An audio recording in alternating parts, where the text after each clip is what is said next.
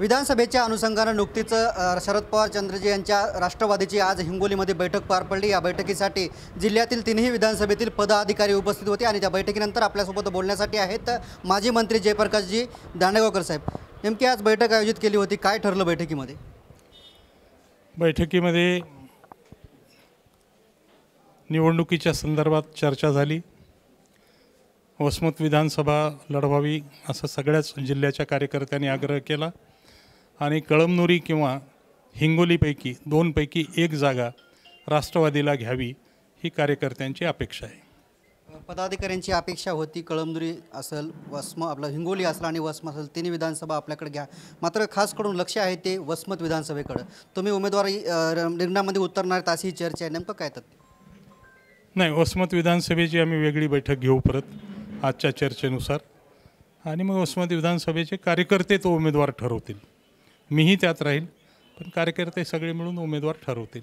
Oasis फर्टिलिटीच्या तज्ज्ञांनी IVF उपचार पद्धतीद्वारे 1 लाखांहून अधिक जोडप्यांना मातृत्व प्राप्तीचा आनंद दिला आहे। मोफत अपॉइंटमेंट बुक करण्यासाठी आजच संपर्क साधा।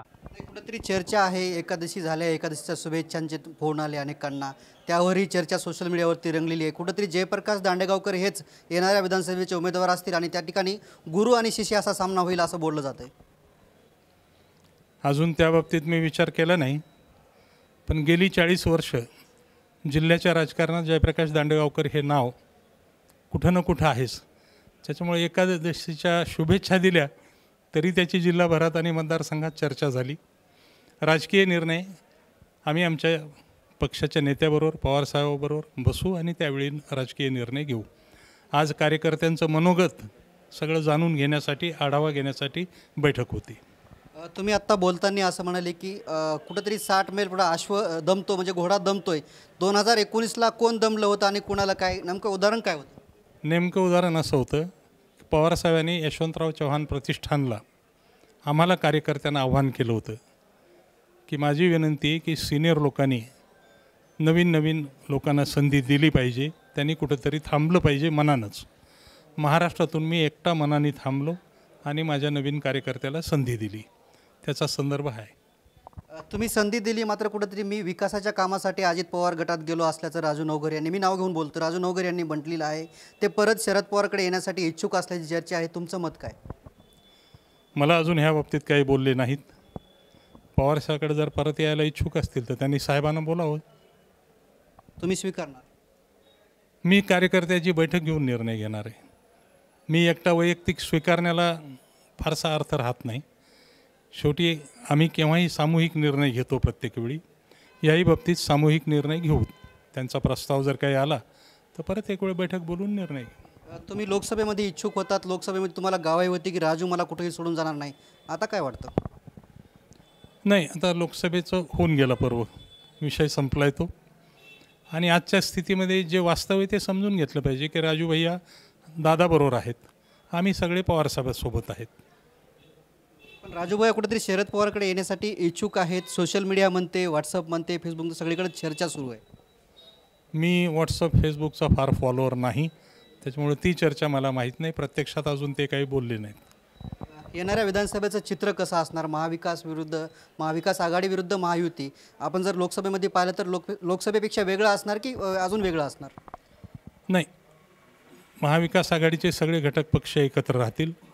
माझी काँग्रेसशी चर्चा झालेली आहे, शिवसेनेशी चर्चा झालेली आहे, त्यामुळे सगळे एकत्र राहणार। मराठा आरक्षणाचा फटका लोकसभेमध्ये बसल्याचं तुम्हाला दिसलं का? आणि दिसलं असेल तर मग आत्ताची परिस्थिती काय असणार आहे? मराठा आरक्षणाचा थोडा परिणाम निश्चित लोकसभेमध्ये मराठवाड्यामध्ये तरी विशेषतः होता। आता याही वेळी नक्की काय होतं आहे आज घडीला सांगता येत नाही। आता जरांगे साहेबांचं उपोषण चालू आहे, कुठं ते उपोषण थांबतं आहे, आंदोलन पुढं काय दिशा घेतं आहे, त्याच्यावरतीच तो इम्पॅक्ट येईल। आज 5वा दिवस आहे जरांगे पाटलांच्या उपोषणाचा, 6व्यांदा ते उपोषण करतायत तर सगळे सोयरेच्या मागणीसाठी। अद्यापही सरकारचं शिष्टमंडळ त्यांच्या भेटीला गेलेलं नाही। उलट मी 2 दिवसापूर्वी जाऊन त्यांना विनंती केली की तुम्ही आंदोलनाचे प्रमुख आहेत, तुम्ही तब्येत सांभाळून आंदोलन करा, एवढंच सांगायला मी गेलो होतो त्यांना, तेवढं बोलून आलो। एक शेवटचा प्रश्न घेतो. तुम्ही आता बोलताना संवाद साधताना कार्यकर्त्याशी म्हणाले की जे काही जागा निवडून आलेले आहेत राष्ट्रवादीला राहतील, शिवसेनेच्या शिवसेने, हे सगळा फॉर्म्युला कसा असणार आहे? नाही, हा ब्रॉड फॉर्म्युला आहे. पवारसाहेबच्या 54 जागा पवारसाहेबला राहतील, शिवसेनेच्या 52 जागा शिवसेनेला राहतील, काँग्रेसच्या जागा काँग्रेसला राहतील. उर्वरित मतदारसंघामध्ये मेरिटवर चर्चा होऊन उर्वरित मतदारसंघ ठरतील. हिंगोली किंवा कळमनुरी किंवा वसमतच विधानसभेला नव्हे तर मराठवाड्यातल्या सगळ्याच विधानसभेला जयप्रकाश दांडेगावकर यांची उमेदवारी जाहीर झाल्याचं ऐकायला कधी मिळेल? नाही, थोडंसं आमची लोकसभेनंतर आज जशी आमची बैठक झाली, लोकसभेनंतर महाराष्ट्र प्रदेश काँग्रेस कमिटीची बैठक व्हायची राहिली. ती बैठक झाल्यानंतर मी तुम्हाला याबाबतीत सविस्तर मुलाखत देईन. निश्चितच हे होते माजी मंत्री जयप्रकाशजी दांडेगावकर. त्यांची चर्चा आहे की ते 2024च्या विधानसभेसाठी इच्छुक आहेत, मात्र त्यांनी जे आहे ते त्यांचा पत्ता कायम ठेवला आहे, पत्ता ओपन केलेला नाही. आता जयप्रकाश दांडेगावकर पत्ता कधी ओपन करतात आणि शिष्य विरुद्ध गुरु अशी लढत होते का वसमत विधानसभेमध्ये, हे बघणं तेवढंच महत्त्वाचं आहे. कॅमेरामॅन ज्ञानेश्वर वानखेडेसह मी रमेश चेंडके, TV9 मराठी, हिंगोली.